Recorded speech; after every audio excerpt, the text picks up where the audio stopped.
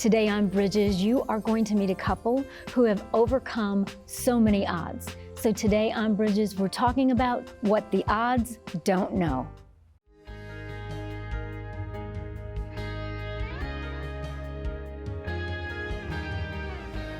I'm Monica Schmelter, and I'm so glad that you could join us for Bridges today, where we bring you hope for the journey. And today I have a couple that I cannot wait for you to meet. They have such a story.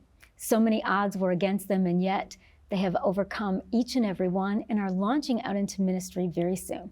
I have the Jordans with me today. So good, Pastor Rodney, to have you here today. Thank you for having us. It's an honor to be here. And Pastor Gabby, it's so good to have you as well. Thank you. Glad to be here. So, you know, Pastor Rodney, we started out, both of you look so beautiful today, right? Thank you. And you're going to be launching out in ministry soon.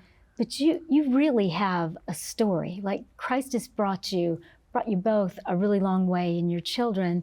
Let's start with a little bit about your background. So I'm a singer. I sing. Yes. So I was a worship leader for many years back in Ohio before I moved to Tennessee. As I began to be released into that, God took me from a place of, I was super shy. Like I was actually bullied growing up. I was actually in a shell. And didn't think I had anything to give. I didn't think I had a voice. You know, my mom would always tell me, this boy can sing. And I always thought, well, she's saying that because she's my mom. You're supposed to say that, you know. And I just didn't feel like I had anything to offer. But someone saw something in me and pulled it out of me. And I began to, allow God to use me in singing. And so as I began to sing and all that kind of stuff, and I used to travel all over the world. I linked up with Israel Houghton and New Breed and traveled with him for some years on the road, and eventually started doing some solo stuff as well. But God moved me from that into, eventually when he got me to Tennessee, he started kind of reeling me in. I was like, God does that. He's like, you thought you were going here for this, but I actually had another plan for you. And so I came to Tennessee to, for music and all of that. But God says, no, he started developing this heart for pastoring in me as well. So yeah. I think sometimes if we knew the whole picture, right, we wouldn't be willing. Right. So he starts with something over here, and then as we get into it and fall more in love with him and understand more the value of obedience, he gets us someplace else. Because he really did gift you as a worship leader, for sure. I've been in some of the services where you've led worship, and the presence of God is very tangible. And that's a gift. Yeah. Only God can do that. And how about for you, Pastor Gabby? Well, I grew up the baby of the clan. Were you spoiled? I wouldn't say so, but my sisters probably would. There you go. See, you've got the whole story now. So I grew up in a single parent home. My dad passed away when I was 11. I'm sorry. No, it's okay. I'm healed from that. Amen. But it was full of women, extended family. My grandmother had 7 kids. Only one of them was a boy, and we were all close-knit. You hear stories about the Sunday dinners. We had the Sunday dinners at my grandmother's house. Yes. And she was probably the best cook that I have ever experienced. But growing up, we had a lot of tough times. We didn't grow up with a lot. And then the Lord just led me to going off to school when I went off to college. And that's, I think, I'll go back a little bit. When I was 16, that's when I truly gave my heart to the Lord. And I can remember my pastor at the time standing up. He called all the youth to the front of the church, and he held up his Bible, and he said, every time I preach, if I don't preach what's in this word, you can correct me. And that's when I knew the importance of reading the word for myself. That's right. Yeah. And I can't take your word or your word. No, I have to know it for myself. That's right. Yeah. And that began my journey of just really loving God and really learning to follow him. And so even with all the hard times, and we've had our share. Oh, yes, we have. We've had our share, but even in that, I just always remember that he's faithful to his word. Yes. And so from there, my journey was going from one school to the next school. And, you know, it led me here to Nashville back in 2007. And so I thought I was coming for a job. See, won't he do it? Probably here for an internship at Vanderbilt. And I ended up staying, got a job right away and stayed. And few years after, or some years after, met my husband in church and we kind of connected there. Yeah, because I remember that I knew you both, you know, as single people. Yes. And I've seen your faithfulness to God, like over the years. And then you two met and got married. Yes. Tell me about that. Oh, let me tell the story. So you know, of course, I was traveling and singing at the time, and it's so interesting because if something missing, and I realized, wait a minute, I'm traveling, I'm singing, but I don't have a church. Who's my pastor? Like, where's my pastor? You know, I kind of pondered that.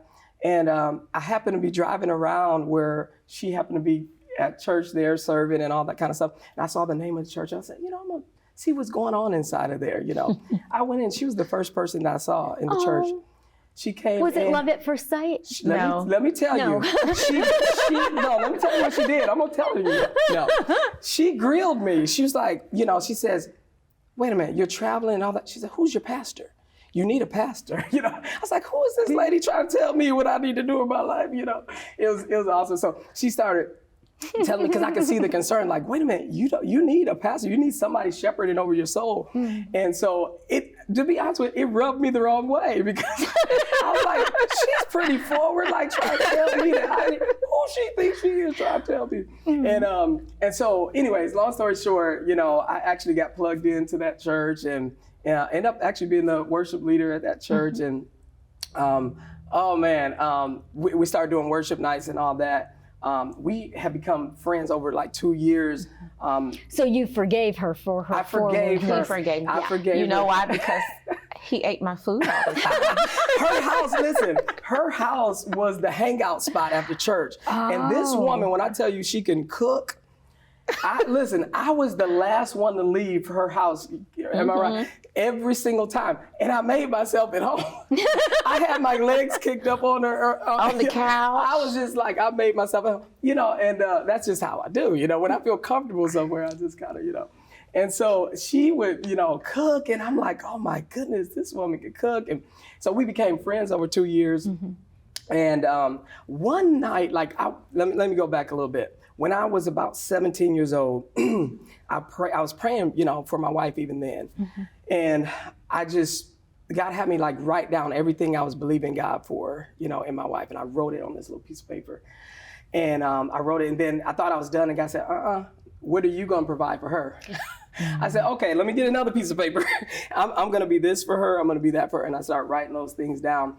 Now, fast forward to this scenario. So we're having worship nights and all that. The first worship night we had, the night before, I had this dream, like, you know, and God, I feel like, was showing me in this dream. It was just vivid. It's almost like you were awake, but you're not awake, you know. And I literally saw Gabby's face in front of me, and I felt like God was saying, this is your wife. This is your wife. And I had saw her like, that's my girl, that's my friend. Like, what do you mean? And you've been eating her food. I've been eating her food and all that. And so we get there to that worship night, and we're all holding hands, you know, around, and she could test this. And, I literally feel the presence of God only in the hand that I'm holding. She's next to me in this big circle where the choir and everybody's holding hands. I feel the presence of God in this hand, almost like God's like confirming, like this. I'm telling you, this is your wife. And so, matter of fact, you had gotten healed. Like you had a I was having back issues, and I was instantly healed while we were the praying. power of God just went through, and she got instantly healed. And it was shortly after that I actually asked her out on it. It was really funny. I asked her out on it. I was nervous though. I was like, ordinarily I'm not, like, that's my friend, but because that shifted in my mind, I asked her, I said, are you doing anything this Sunday? What do you have going on? You can probably tell it better than I can. Yeah, I remember that day. So the Lord showed me that I was his wife before he showed him. Yeah. So you knew for like all that time? Yeah, So I didn't know. because I was rejecting that. Yeah, we both were kind of like. So I had a dream and I was like, nah, you know, love him. There was nothing wrong with him. Right. Yeah. But, you know, guys I dated in the past were really tall and And as he's you can not see, really tall. I'm a little vertically You know? challenged. But I'm powerful on the inside. So, Yes, you are. but we always got along. We would go and pray for people. I mean, it was just, that was our connection. Yeah. And so the Lord gave me 3 dreams because I'm just that person. Sometimes, you know, we all have those moments where Yes, it's we like, do. Lord, are you really saying that? Yeah. So after the 3rd dream, that's when the Lord showed him. Yeah. It was over the span of some months, you know. And so when he's the type of man, Yeah.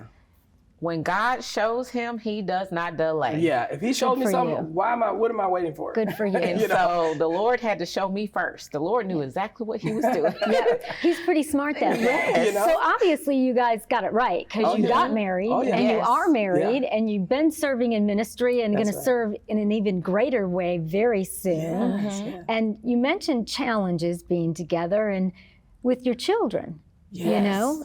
Let's Yes. talk about that. I'm gonna let my gonna let wife. me- Yeah, I'm gonna let you tell this one. Yeah. Yes, so it was a great challenge just for us to get pregnant. We did not get good reports about having kids, and this is the importance of having a great spiritual family. Yes. Is that I'm typically this private person, and so suffering silently, you know, the negative pregnancy test, continuing getting negative pregnancy tests. And finally, we were in a small group, a married small group. And, you know, you get to the prayer request and I spoke it out and I said, hey, you know, we're believing for a child and they're telling us we can't have kids. And I mean, we tried medication, we tried all these things. And finally I was like, nope, we're not doing any of that. Yeah. And so I still don't know, I can't remember this man's name. I just know he was African guy. somewhere from Africa. Yeah. And it's like he just spoke up real quick and he said, by this time next year, you will be holding your promise. I have to do the accent. He says, by this time next year, you shall behold the promise. Yes. Oh, And it was powerful. It I was looked at him, I was like, powerful. something's happening. yes. And then a couple of days later, a friend of ours was at our house and we were just watching movies. We weren't doing Nothing spiritual. nothing spiritual or anything about it. And she looked at me and she said, Gabby, I don't care if you have to lay your hands on your womb, it's happening. Yeah. And after she walked out of our door, we looked at each other and we said, okay, Lord, we're ready. Yeah. 2 weeks later, 2 weeks, Yeah. You were pregnant. I was pregnant. Yeah. But tell her like what we were doing in faith.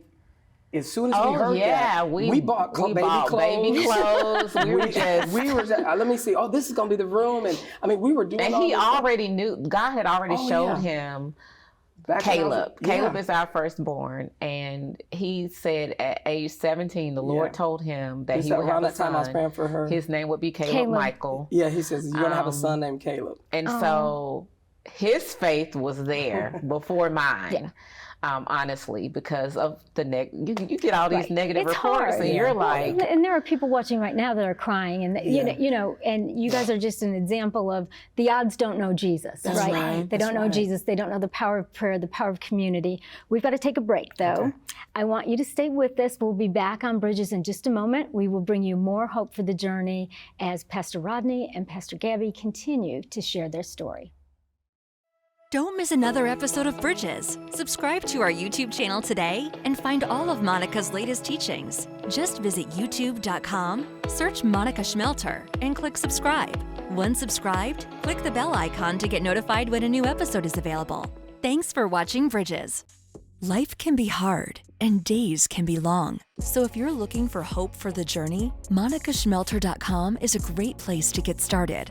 On monicaschmelter.com, you'll find Monica's teachings on demand. And if you're looking to really grow your faith, you'll find online extras are available with every teaching. So don't wait another day. Get started now at monicaschmelter.com and you will find hope for the journey. If you're just joining us today on Bridges, we are talking about what the odds don't know. And what the odds don't know is Jesus. And so my guest today is a couple who have believed God through many seemingly impossible circumstances. And soon we'll be going out to launch in ministry. And Pastor Rodney, again, so good to have you, and Pastor Gabby. So you've prayed all of these prayers. You've got a community of faith around you. And do you get pregnant? I do. So within 2 weeks of hearing, by this time next year, you will have this promise. And so I was pregnant, and I think this is very important for people to know is you may see it, but the devil's going to try every single thing he can. And so that was a very hard pregnancy. I was sick all of the time. Every test they did, he failed, like every test.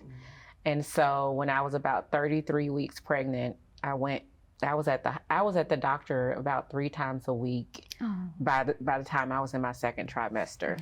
And so I went to the doctor, and they were scanning him, and they said, he has not grown in 2 weeks. You have to go to the hospital. So I went over to the hospital, and my doctor comes in, and she's like, you have to have a C-section, because if you don't, he will die. His heart will flatline. And so we did that. He came out. He was really small. He was in the NICU, but he was only in there for about 3 weeks, you know. For me, that was a long time. This was my first child, you know, but God sustained that boy. You know, they follow you when you're premature, and he like just skyrocketed. And just to see him today is just well, an now amazing he's Caleb thing. Bible Adventures. Yes, Bible He's on the air. He's got his own YouTube channel. That's right. I mean, running all around. You would never know, right? That he was born so early. And I'm glad that you shared that, Pastor Gabby, that many times we can see an answered prayer doesn't mean it comes without trials and problems. And before we talk about your launch to ministry, let's talk about baby Isaiah. Oh yeah. Now this was a little more challenging. You know, Caleb was a little bit early. Isaiah missed the whole 3rd trimester. Yeah, it was. Again, I'm gonna let you tell this way better than I could. Okay, so you know, so we got pregnant with Isaiah. I was a little apprehensive at first, but Daddy was like, Caleb needs a playmate. Gotta have a brother. So he got a playmate. You know, I got pregnant again. We weren't really trying at that point, but I got pregnant again. Everything was going smooth. You know, my doctor even like initially we had a plan like, you know, I'm gonna let you get to 37 weeks and then, you know, you're gonna go ahead and have this baby. But things were going so smooth. She said, I just may let you go full time. Things are going great. Then Isaiah, he had a little spot on his heart. And she said, well, this is typically normal, but because he's small too, let's send you to the high-risk clinic. But this time, they're going to send you right back. Call the high-risk clinic, make an appointment. They're like, yeah, this is normal. Typically, you know, you come in here, it's nothing, and we send you right back to your doctor. Okay. So it was Good Friday, 2019. I will never forget that day. It was a gloomy day. We were supposed to be having something going on at church. It was kind of being canceled because of rain. So I was sitting there, what are me and Caleb gonna do today, you know, and got up. It was a really early appointment, and I told him, why don't you stay home with Caleb? I'm just going to get an ultrasound. I'll be right back. I'll be back before you got to be at work. But that was not the case. Got there, and, you know, everything was done kind of in backwards order because pretty much the clinic was just opening when I got there. They were actually still closed when I got there, so I had to wait for them to open the door. So she did the whole body scan. You know, they have you turning and doing all the things. And then they took my blood pressure. Everything looked good until this doctor comes in and she sits down and she's like, do you know why you're here? Yes. My baby's small and there's a little spot on his heart. And so she said, did the technician say anything to you? No, technician said nothing. And so she said, well, his heart is beautiful. And I said, okay. So she's showing me on the computer. And then all of a sudden she takes a phone call. And that's the weirdest thing. No doctor gets up from talking to a patient to leave the room. So she comes back in and she says, take a deep breath. That's the worst thing a doctor can do. Yep.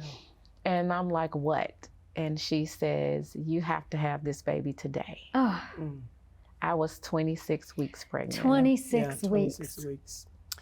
And I looked at her and I don't remember another word she said. No, I can understand that. And I called him and I don't even think I got words out. I just started I blubber knew crying. when I heard her voice, I knew something was wrong.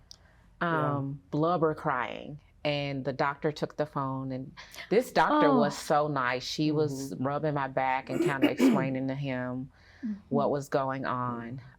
Then I actually called my sister, and she happened to be she was living in Chicago at the time. She happened to be driving through Nashville right at that time.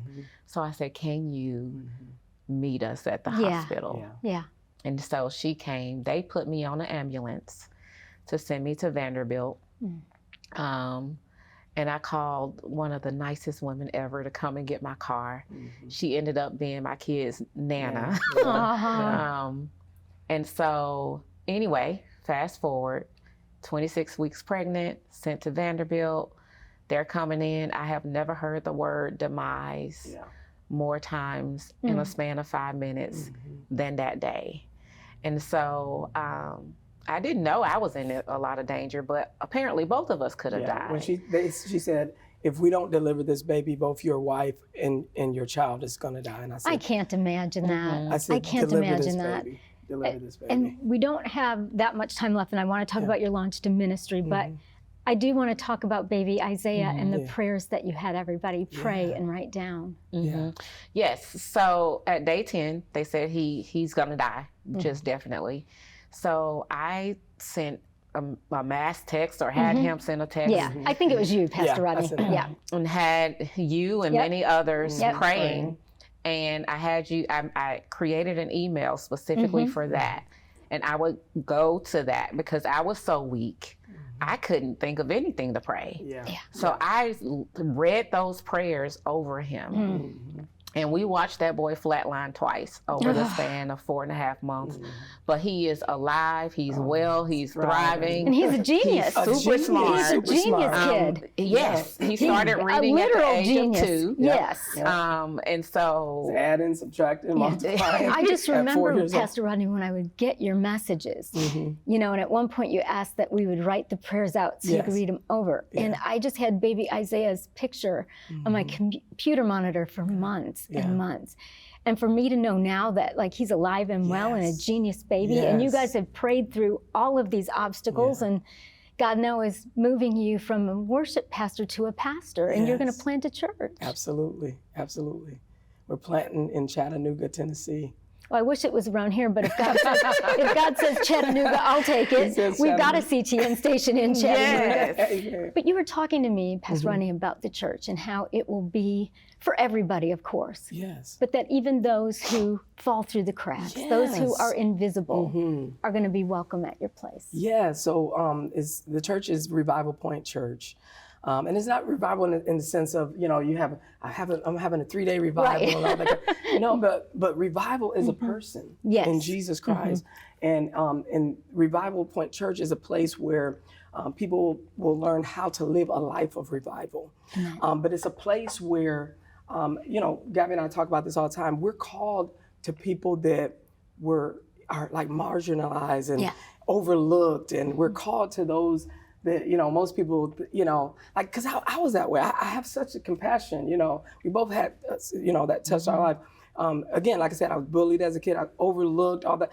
I have a compassion for people that are just different. Exactly. Yeah. You know, the Bible uses the term the least of these. Yes. But in our world today, we talk about marginalized and, you know, underserved, those kinds of things. And God loves every single one of those people as much as he loves us. And I think sometimes we miss that, right? Because if they look different or if they act different, we want to get them in a church and like make them like look like church people, whatever that is. Right.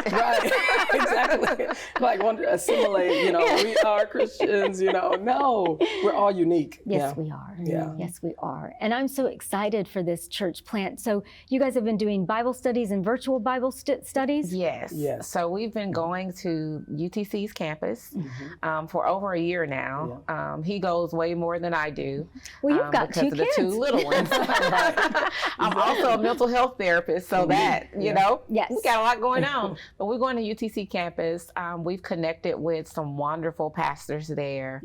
And it's just time to like pick up our family and go that way because God is breathing on Chattanooga and he loves the people there. And it's like every time we go in prayer, we can literally hear the cries of people who are waiting for us to obey, to do what he told us to do. Yeah, and it's a lot because you're pulling up stakes, you're leaving everything that you know. That's right. It's a big faith move. God has spoken. We've just got a couple of seconds left. Tell me the name of the church. Revival Point Church. And the website is revivalpointchurch.com. And all the information you would need is right there. And we'll, of course, bring that up on the screen. And I will certainly be praying for you guys because you have been so faithful in serving God. And I just thank you so much for coming and for sharing your story.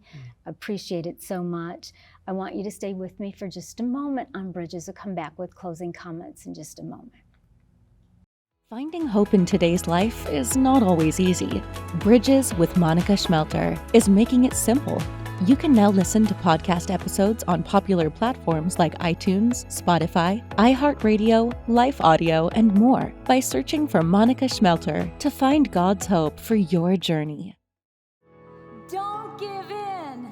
God's word says you're an overcomer. If you hadn't done blah, blah, blah, this wouldn't have happened. And let me say this to you. If you think that you are in a mess of your own making, you are still an overcomer. When that temptation comes, you want to make sure that you are dressed for battle. Therefore, put on every piece of God's armor so you will be able to resist the enemy in the time of evil. It takes training. It takes discipline. And so when you're fighting that good fight of the faith, you take your story, whatever it is, and you saturate it in faith, and you fight for it. Visit monicaschmelter.com to schedule Monica to speak at your next event. Today we talked about what the odds don't know. And what the odds don't know is Jesus and his power to meet us at our place of need if we will pray, if we will read his word, and if we obey. And just as the Jordans shared today, a life of faith is not one without trials. It's not one without hardships, but we don't walk through those things alone. We can pray about those things ourselves. We can invite people that are a part of the community of faith to pray with us, to stand with us. And sometimes trials are pretty severe and sometimes they go on for a long time. But he promises that he will never leave and he will never forsake us. So whatever you're dealing with today, remember that even if the odds are stacked against you, what the odds don't know is Jesus. Serve him, love him, and he will see you through. I'm out of time. I'll see you next time on Bridges, where we'll bring you more hope for the journey.